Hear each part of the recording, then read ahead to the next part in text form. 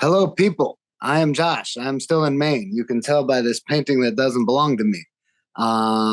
This is my friend Missy. Missy's awesome. She runs War Horse Brazilian Jiu Jitsu or just Jiu Jitsu. Brazilian Jiu Jitsu. Okay. Yes. And we're going to talk today about building relationships in Jiu Jitsu because Missy found out that's her superpower. So I figured we should talk about it. So, Missy, Yes. anything you want to say about you and about Jiu Jitsu and about that? Go. So, yeah, my name is Missy Baize. I'm a black belt at Warhorse Jiu Jitsu. I've been running a kids program since I was a blue belt in 2017.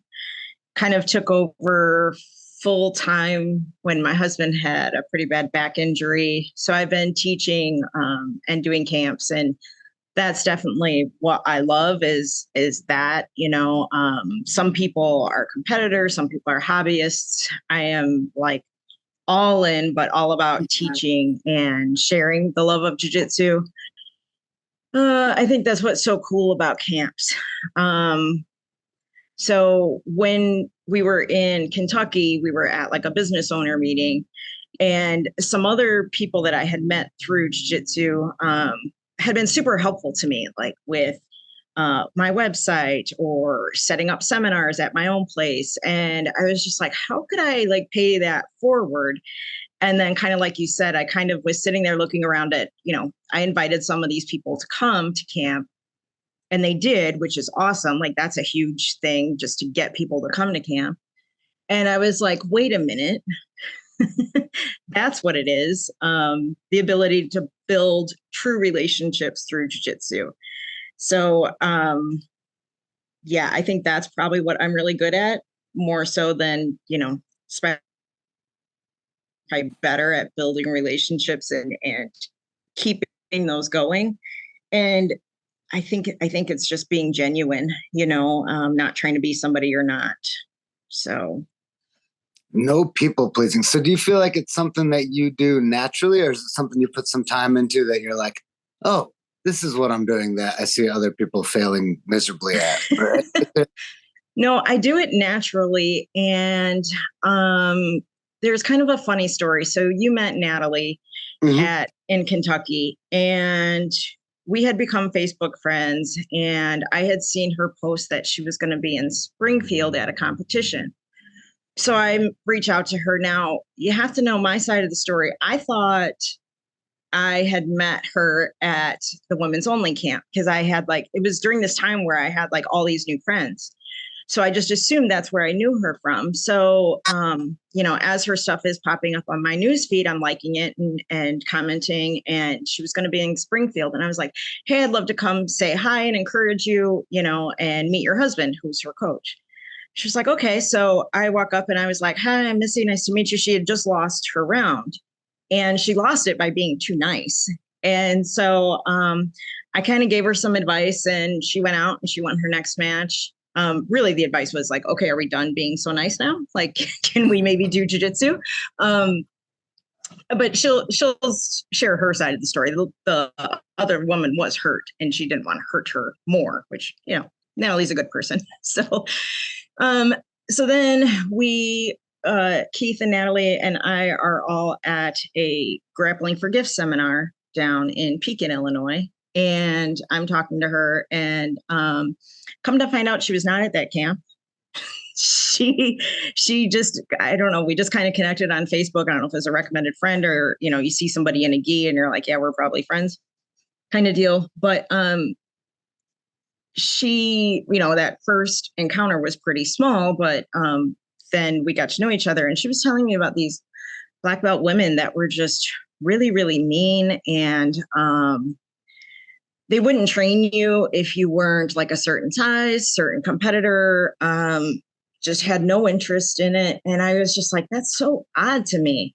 And so I was like the unicorn in her world, like a female black belt that was nice and friendly and outgoing. And I thought like her outside the norm, which one's normal, but I do think it's very natural, because I heard that and I was like, it never occurred to me that a woman would be so mean to each other on the mats, especially. Yeah, I've seen, very little of women being mean to each other, but I've heard very much of it. Uh-oh, we froze. But it keeps blipping a little bit. Hopefully it won't come through on the audio. But yeah, it's like the same thing with, like men being total pervs to women. Like I see it so little and I don't hear about it a ton, but it's definitely more than I see it, you know? Sure. Yeah, it's definitely out there. People don't broadcast their ugly shit. That's true. That's true. And social media is the highlight reel. I mean, it is. But I don't think your relationships through jiu-jitsu have to be. I think one of the big benefits of doing jiu-jitsu is that personal touch. And I think that's why you make such fast friendships on the mat, is because we have that personal touch. I don't know what you did during COVID, but I worked my ass off and we were all in our PPE. I work in the lab and there was no personal touch. And I was just like, I believe in it so much. I'm like, this is what people are missing. And especially kids, man. And I still see it. I have like 4 and 5 year olds out here. And I can't remember what it was. Somebody was like wanting to high five or fist bump or hug after, hey, good job, man. And the kid was like, and I look over at the parents and I'm like, that's a COVID kid. And they're like, yes, it is. Yeah, it's one thing for me. So like I'm an awkward dater, right? Like it's just I'm not good at all that stuff. But I realized through like online dating, I can't do that. I was like, because you know what? On paper, I'm a 5'5" bald weirdo, but like in person, I actually do kind of okay with women. You know what I'm saying? Like I don't got a lot going for me other than like I'm nice. The personal touch. I do think you kind of come off. I think your natural thing is a little bit of sarcasm, and that gets lost in translation in some of the groups that we're in, and Tom from Canada, when he's on my Facebook and he is commenting stuff, there's so many times I've been like, it's just Tom. Like, you wouldn't get it. I'm like, he's not making fun of you. He is making fun of himself probably. And it's so over both of our heads that we're not going to get it. It's just Tom, and I think that's a little bit with you. And in fact, I think Jesse had to say that the one time, like, hey, he doesn't mean any harm. He's just give him some grace, meet him in person and you'll get it. I think I said something that was like, I don't care how many women there are at camp. Like, it just doesn't matter to me. And I didn't mean it like, fuck women. I meant it like, men and women are the same to me. Their genitals go the other way. Like, Yes. Yes. And I think I run into that a lot because I treat everybody like I've known them for 10 years. And I haven't. Yes. Yeah. Yes. But that's part of being genuine. You aren't faking it and trying to be polite when that's not you. I'm glad I don't have to do that because I don't think I can. Yeah. It's interesting for sure. But with the personal touch in jiu-jitsu relationships, because like I don't know anybody who doesn't do jiu-jitsu. Like my mom, my dad, and some of their friends, and now like a couple of the partners of some of my friends. But that's it. Like all I do, you're like, what were you doing during COVID? Jiu-jitsu, right? I was doing jiu-jitsu and then I lost my job doing jiu-jitsu.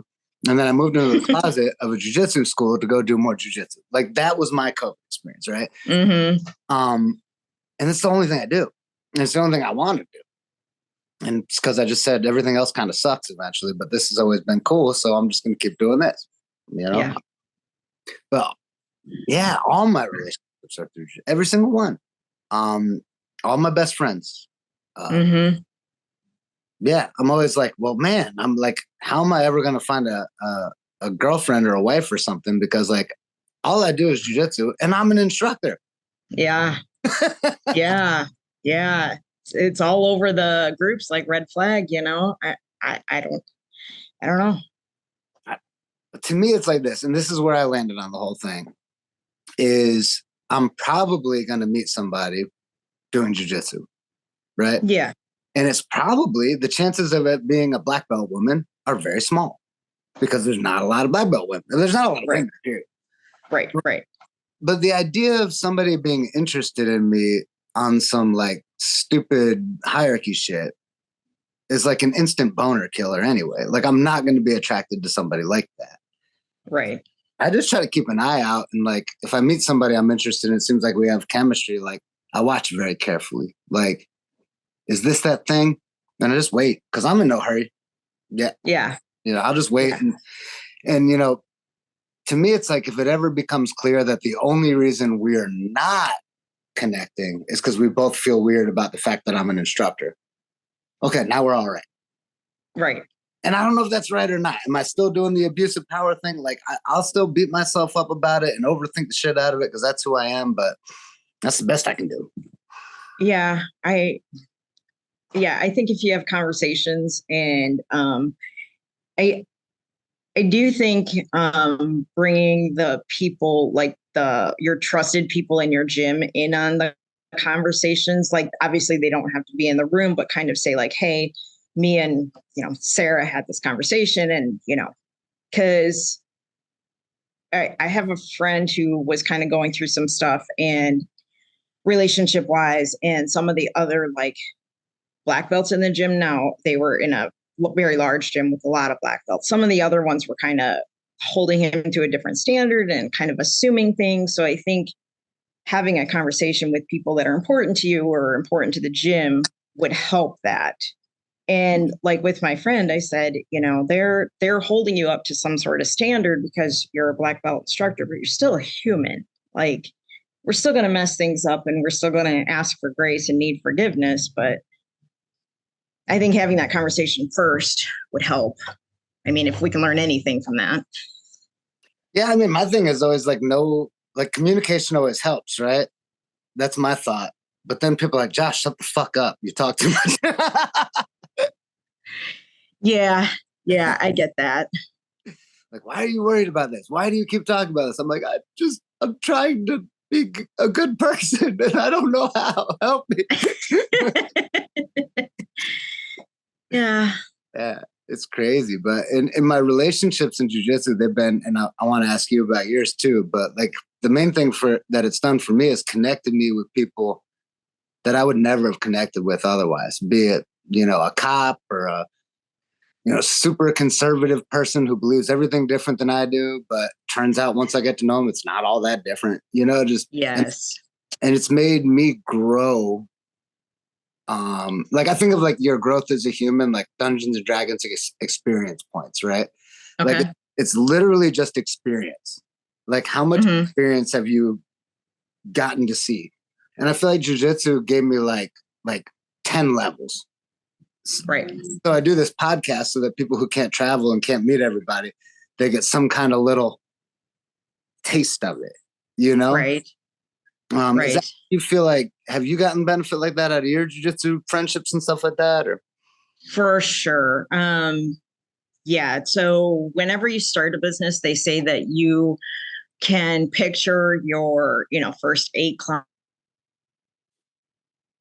people or whatever it is, however it works, but that's never who is by your side at the end. And it's really weird to kind of go through that transition of like your first 8 people are the people who were in your corner supporting you, saying, yes, I'm behind you. Yes, we'll show up. Yes, we'll do all the things. And then they drift off and these other people kind of step up and become your people. And yeah, they're very different than us in a lot of ways. I love like when I take a picture and I'm like, so when you have a cop, an insurance salesman, a lab tech, and an artist in one room, what do you have? A bunch of sweaty people. Like we're all just doing jiu-jitsu. And some really great friendships. And even, with doing the camps kind of around the world, obviously I think, and that's kind of where like the relationships in your gym is so important. Like that makes or breaks it. Because like you've said, you don't want to go if it's not fun. And you don't want to go if there's a weird vibe, or you don't want to go if, you're worried you're going to get yelled at, or some people are mad at each other, or whatever drama there is. You don't want to go. You'd rather stay home and watch binge watch TV. There's plenty of drama there. But I think with going to camps, like those kinds of relationships can be so cool because they could even be like a source of advice that isn't in your gym. You know, I've gone to other black belts and said, hey, this is what I'm going through. I've never ran a jiu-jitsu school before. I'm not afraid to say I don't know what I'm doing sometimes. When some of my wrestlers would come to me and say, how do I do this takedown? I'll be like, you know what? I'm not sure, but let me ask Eric Vidart. He will help me, you know? So I kind of do that as well. And so it's neat to have that kind of outside perspective from your own little niche, because we're a small gym. So everybody knows everybody, except for the people who only do morning class or the people that only do afternoon class. Isn't that weird? It's super weird. Because I'll see them together, like we'll all go to like a dinner thing for the school or whatever. And I'm just talking to everybody like they've known each other forever. And then I'm like, you guys have never met each other. And like, I love both of you. And I can't imagine a world in which you don't know each other. It doesn't make sense to me. Yes. Weird. Yeah. Yeah. I find, I call it like my jujitsu Rolodex. Like one of the huge things with camp, it's fucking crazy.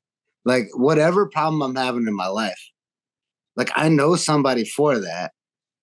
And this might sound like a little weirdly like a hierarchy thing. I don't mean it that way.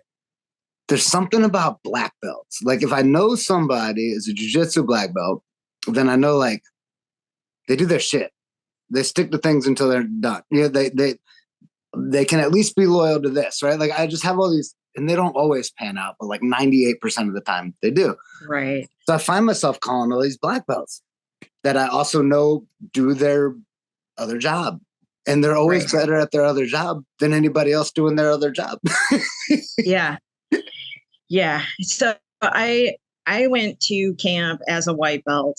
It was it was the second one that was in New Hampshire. So John went to the first one with a friend and came back and told me about his experience. And I'm like, you are never going to one of those without me again. So I went to the second one in New Hampshire, and I just remember hanging out with like brown belts and black belts and just sitting around talking, and anything that they said, I'd be like, oh, well, Jay Bell said this or Chris Hyder said this. And it just held such high esteem in my own head. Like, that's really good advice. Although I do quote you. I say that you tell me to quit my job. And I said, not all black belt advice is good advice. Right. Right. But I do agree that there is something to that. And I don't know if it's just the culture or what, or if it's because you do stick through it. Like you've been through some hard shit to be where you are. No one's path is easy to get to black belt. So I think that's that. And then I remember when I got my black belt, and we were at dinner after a competition, and one of my students lost by decision. And I just said, like, as I'm reaching for the nachos, I'm like, that's why you don't leave it up to the ref, and this kid was like, that's why you don't leave it up to the ref, and I was like, that's my that's my black belt saying, I guess, so yeah, it's weird to kind of grow into that, but I think it's really cool. I have not grown into it. Like, just to be real, like I'm very new to this, like trying to be an emotionally healthy human thing. And I realized like the idea of anybody listening to anything I have to say is ridiculous to me. Right? I tell people all the time, like, look, I don't know anything about anything. I'm kind of okay at jiu-jitsu, but I'm not even really that good at that. Like everything I say, I'm just saying like, A, I'm either trying to be funny, like most of the time, or B, I'm just telling you what I would have done. And if you look at my life, like that's probably not good advice. Or I'm repeating something I saw on the internet or heard from a friend, and I'm just saying it. And now all of a sudden it's like attributed to, I quoted that. It's like, well, I mean, but I think we talked about the imposters, Kentucky, and Chris Hyder said something that gave me a lot of peace. He said, we're all just cover bands. All you're doing is trying to do it the best you can. And I was like, that gave me a lot of like just breathing room to be okay with. I didn't have to make it up.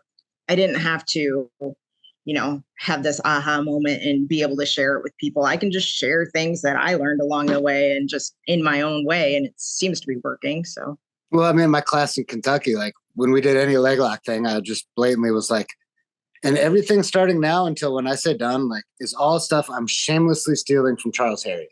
Like, and I don't even feel bad about it. Right. Right. What am I going to invent new jujitsu? Probably not. Yeah. We're all taking little pieces and giving like our own little perspectives. And the thing that's and why I like doing this podcast and why I was excited about the topic you said is like, not only am I doing that in jiu-jitsu, I'm doing that in life. Right.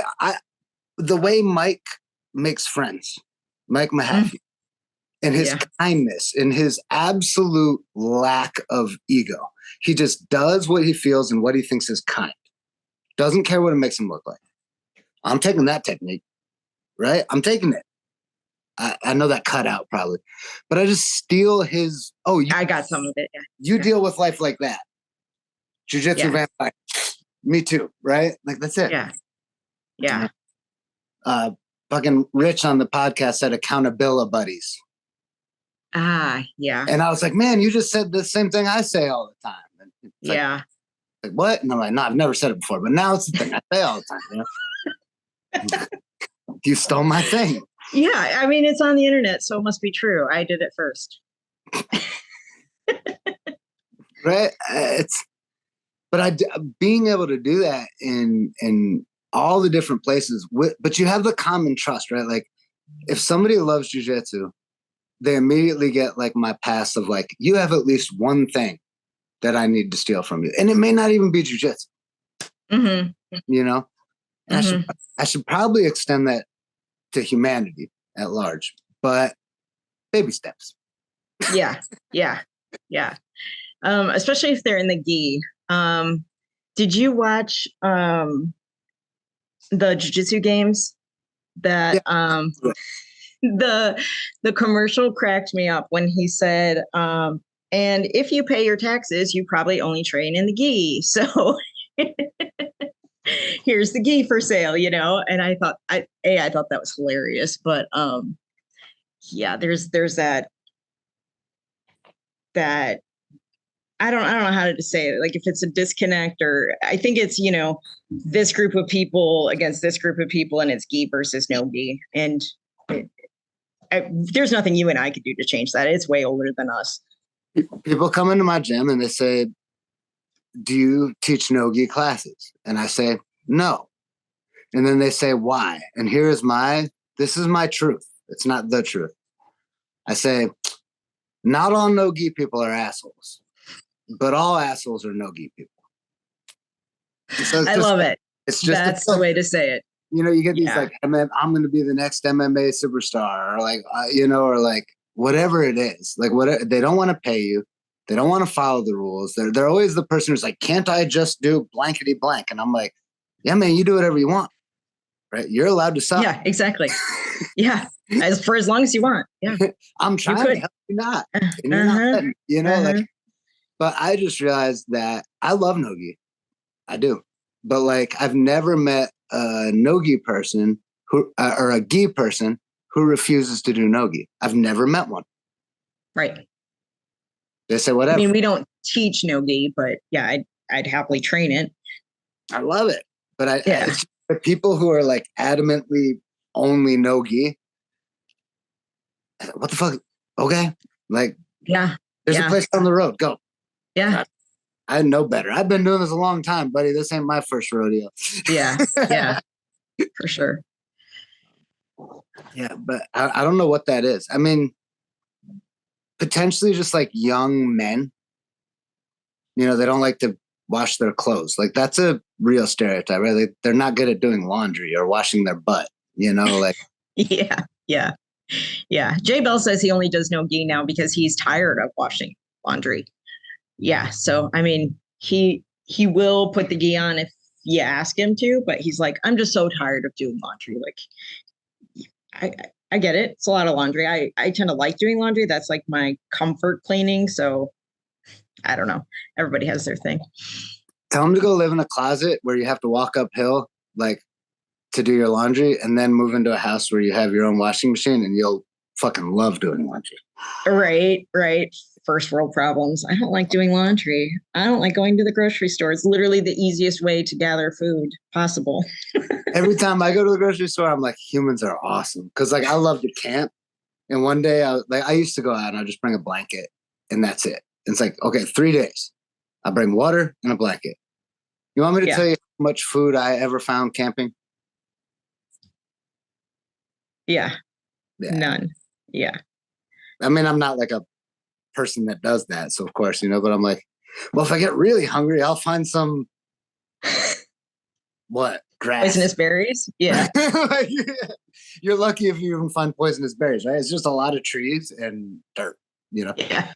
But okay, so you're not doing anything special to build these relationships, but here's something you must be doing. How are you maintaining them? Through social media. Okay. Yeah.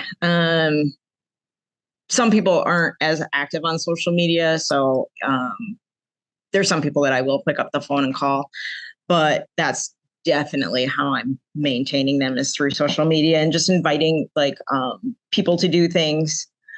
But I found that after that first camp I did in New Hampshire, like Christian actually like recommends that you reach out on social media and you connect there, put it down while you're there, but then when you get back home, like still keep that up. And so I had done that, not really thought much about it until I went back the next year. And then those people that I had kind of kept, liking their posts or saying happy birthday to, then they were much more open to me that second year. Like, hey, how's it going? Good to see you, and it just kind of like shortened that weird, awkward, hi, how are you? Small talk stuff, because we had a year of communication, even though it was very superficial, which I think it is. It's very superficial, but it helped make that year in time kind of go away or lessen when we saw each other in person again. But I do have some people that like you said, I'm not afraid to reach out to. I'm not afraid to ask a question or, hey, this made me think of you. One of my favorite things is when I use something I learned from somebody else and I'll be like, hey, I did this thing that you taught me and I thought it was really cool. Because now that I'm getting that feedback, I love it. We were showing Kimura's and I was like, Matt, how do you do You're So Mean? And so he told me. And so as I'm teaching it, I'm like, it's not mean, it's peak, but so that's definitely how, and I feel like continuing to do the camps is important. I know that it can get expensive, life can get in the way, but I think if you can just reach one big seminar, maybe you're in an area to a camp and be there for a week on end. Maybe there's a big like multi-school seminar that you could do. So yeah, I'm definitely keeping up with it with social media, which good, bad, I don't know, depends on who you ask. Is what it is, right? I'm gonna overshare, and I hope it doesn't bother you, but welcome to my podcast. This is what I do. So I don't know how many months, maybe 6 or 7 months ago, like throughout my whole life, I've always had like suicidal episodes, right? That usually end in like some suicide attempt. And this last one was maybe that long ago. It was pretty bad. And the only people who got me through it were all people I met at Globetrotters camp. I won't name their names because they may not want to be associated with it, but like those are the people I was calling. Those are the people who were calling me and checking in on me, right? There was one guy also from my gym, but like my closest friends, people ask me, how long have you known that guy? And I'm like, well, either 5 years or 5 weeks. Kind of depends on how you look at it. But they're my closest friends, like the people. And I don't know if it's because we don't get that much time together. So we don't get to sit around and bicker and make shit suck or like, I don't know what it is, but we're tight.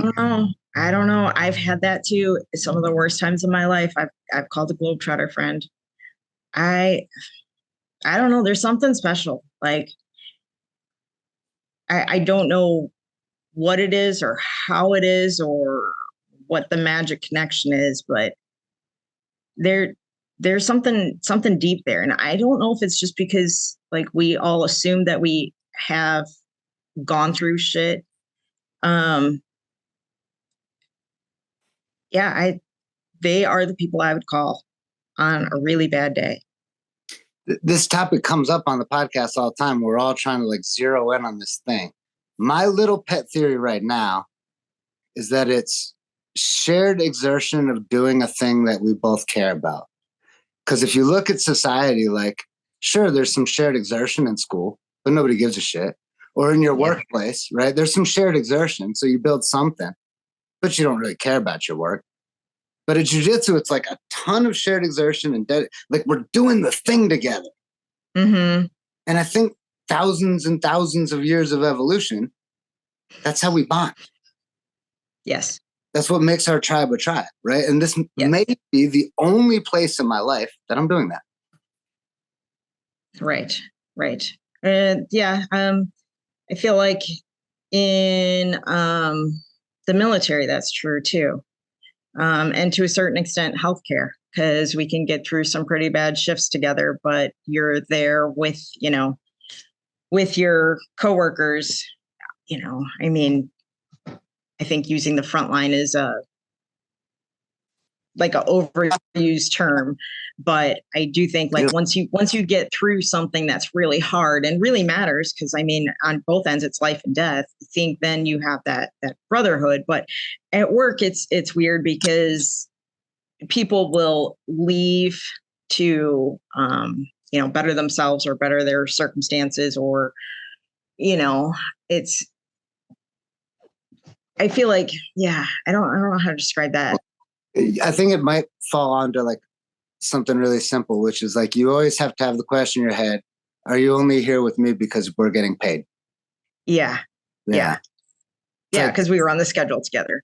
If your wife was a prostitute that you paid, would you ever be able to ever not have that question? Right. It's like that's valid. Yeah. I don't know. That's what it would be for me. Because I got a little bit of that in like gang stuff, which is like the that kind of tribal shared exertion stuff. But at the end of the day, the question you're always left with is like, you don't care about me. You just need somebody else who's as fucked up as you are around. Yeah. And that's what it was, But I think in jiu-jitsu, it's like, no, man, we're all doing it because we want to. Nobody's obligated, but we're paying to be there. Yes. Right? And when I go to camp, sure, I love the jiu-jitsu, but I'm not going there for the jiu-jitsu. I'm going there to see my friends. Right. For real. And that's why I went back. First camp, awesome. I loved it. It's all about jiu-jitsu, my favorite thing. Mm-hmm. But when I went back, that was the second best reason. Right. Yes. Mm-hmm. So I remember after my first camp, because we drove to Maine and New Hampshire, and we were going through one of those little sleepy towns, and somebody was like standing at a stop sign with a backpack on. And my first thought was, I wonder what belt he is. And I'm like, whoa, he probably doesn't do jiu-jitsu. Like I had just been surrounded by so many people that did jiu-jitsu that I was like thinking that was the norm. And I had to remind myself, no, it's still really rare. Probably doesn't do jiu-jitsu. I love that whenever I fly in for a camp anywhere, I always find somebody at the airport. Like with the t-shirt on. Mm-hmm. It's either a t-shirt or your ears or just the way you're walking with a bit of a limp or like, it's just something. It's such a weird community, and I'm not sure I've ever met anybody that I just didn't at least kind of like. Yeah, and I've had a couple, and there was one that I don't think I liked the lesson. And I was just in my head, I was just like, you don't have to like everyone.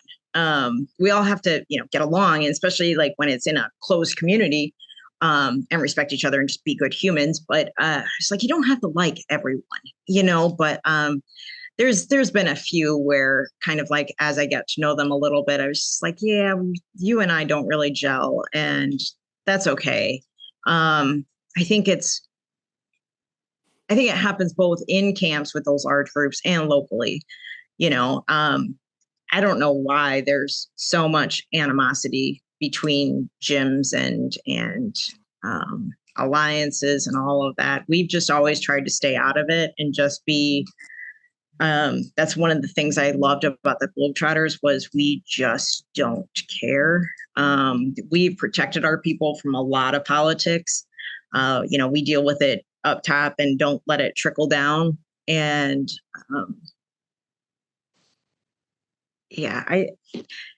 they're out there, but it's such a big pool that you don't have to, like I said, you don't have to like everyone, but you have to treat everyone with respect. I think my pet theory on why the gym animosity and all that stuff exists, it's once again, I think people overthink it.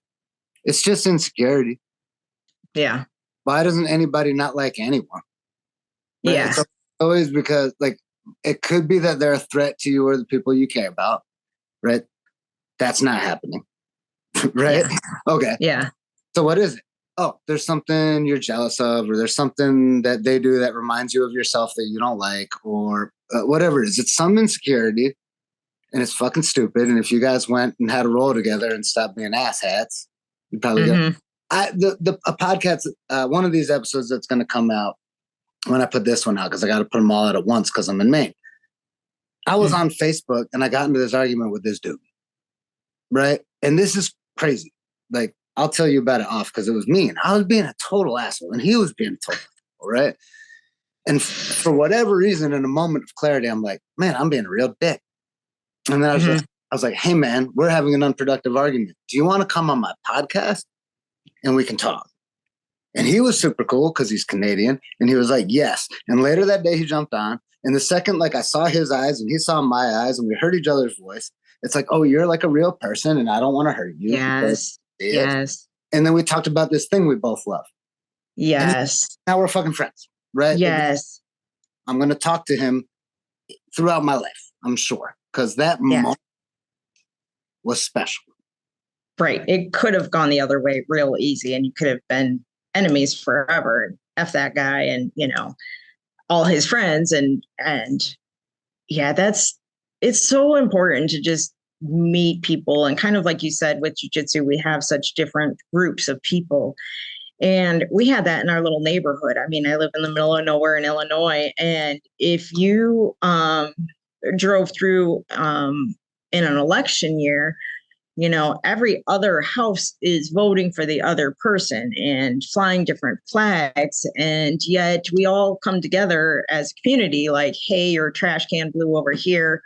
Oh, let me see your new dog. We just interact as humans. And I think my husband especially will argue with people online. And during COVID, it got bad. That's all he did was argue with people. People could easily assume that that's just who he is, that he is the things he types. And it's like, no, he's much more than that. In fact, one of his best friends would not match any of the things that he types, but I don't know. The internet arguing gets me. Somebody that's really good at it, though, is Chris Hyder, because he likes to argue, but because he wants to hear other people's perspectives rather than arguing for the sake of argument. And when it does get to that point, he'll be like, okay, I see that you firmly, X, Y, or Z, and I respect that. And, just kind of lets it go. And I think that's a great skill to have, to be able to argue productively. I wish I had that. I don't. I am drawn towards mean. For whatever, I have that in me, right? And I've spent my whole life getting better at it, and I'm glad that I had that in me because through overcompensation, I've become a rather lovely person, I like to think. But breaking out the big guns, like when I just can't find common ground with somebody, I'm like, hey man, how do you feel about internet videos where it's like baby ducks playing with puppies. And I'm like, right. Yeah. Yes. There's always that, there's always something like that. And like one of my favorite things that I don't know if I made it up or I heard it somewhere, but whenever somebody says, well, it's good to find the common ground, I always say, and it should be easy because we're standing on it. True. Right? Like if all else fails, I'll say like, hey man, like the universe is a really big place and it's been around for a really long time. What are the chances that me and you are both right here? Yeah. And if you can start, sometimes you got to go all the way back there to get a new start on it, right? But the only people that I haven't figured out yet are the people that if you recognize what's happening and you make the offer, you make the olive branch, right? And they just don't take it. Yeah. But you have to kind of realize that's them. That's whatever they're dealing with. It's not personal because you did try, and they just aren't ready to hear whatever you have to say. And it's just like, well, I tried. I think that's all you can do with that. I tried to be the best I could. And do you have anybody in your entire... Another one of my black belt friends and I talked about, what's that? I'm sorry, I was doing the skip. It was skip. Oh, gotcha. Say what you're saying. One of my friends talked about like overexerting yourself, I feel like, or being too available for too many people. I think at the gym, I have like a mother hen kind of feel, right? These are my people and I want them to be safe and I want them to feel included and I want to be their friends and all of these things. And like life happens. And sometimes there's, I'm going through shit. I got some students going through shit. I've got shit going on at work. Like it's a lot. And so I think you have to kind of be careful there too, because I am a people pleaser. I want everyone to be happy and I put myself last. So that's something I've really had to work on, is kind of making time for myself, and I'm not good at it. I'm trying, but otherwise I will get to the point where I'm trying to give to so much to so many people that I'm not doing any of it well. And that's, I've kind of seen the backflash of that. And I kind of like, wow, I really hate how that feels.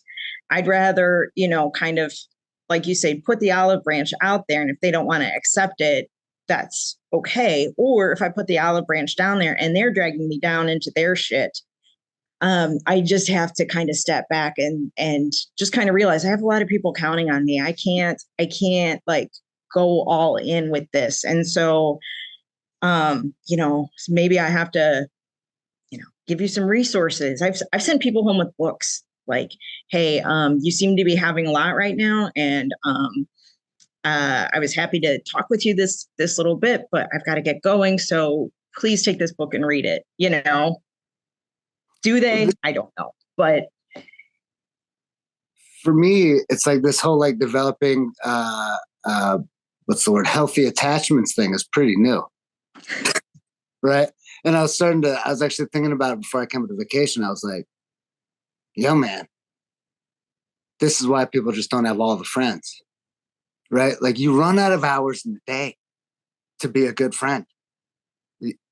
Mm-hmm. Right? Like, hey, I would love to sit and text with you for 2.5 hours, but I got to so-and-so and so-and-so and so-and-so. And then I have to do work and then I have to do my laundry. That's never been a problem for me in my entire life. There'd be like one person I wanted to talk to and I might call them twice a year. Right. Yes. So I'm trying to readapt to this new like reality, and I'm oftentimes learning things that I think more reasonable people, they're like, yeah, man, you can't just be best friends with every single person. So now, from what I'm thinking, what you said is like this one person I'm thinking about in particular is like me trying to hand the olive branch and then being kind of an asshole about it. I should kind of be like, oh, phew, one less person. Yeah, I didn't have time for this. Yeah. For real though. Like for real, right? Like, oh man. Good. You're one less person that I have to go protect when the zombies come or whatever. Like, yeah. Yeah. They're giving me the gift of not liking me. As As weird as that sounds, I think it might be kind of true. Yeah. I hadn't thought about that. It's like an alien perspective for me, but I can see some truth to it. Mm-hmm. Well, speaking of exactly that, my dad is here, and this is my last day to spend time with him. So I'm gonna go give him hugs and spend the rest of the day with him. Awesome. Thank you for coming on, and I'm really glad we talked. Yeah. Is there any like special Missy advice or things you like to tell the world from my countless, impossible number of subscribers? Of followers, yeah. I actually came up with this one with some help from a friend, and because I got asked this question and I was blindsided, and I was like, and the only thing that came to me was something somebody else says. But so I kind of worked with this, and you'll love this, because it's, if you surround yourself with really good people and just never, ever, ever give up, good things will happen. That's good. That's real good. It is like super true. Awesome. Well, thank you for being one of the good people I'm surrounded with. Yeah. I hope to see you soon. Yeah, I think we'll run. Are you going to be at Maine this year? No. Yep. Arizona? I don't know. Okay. Maybe. Well, I'm just going to go try to book seminars over in your area. Cool. Yes. I'll send you an email. Okay. Yeah. Hope you have a good day. All right. Bye. Bye.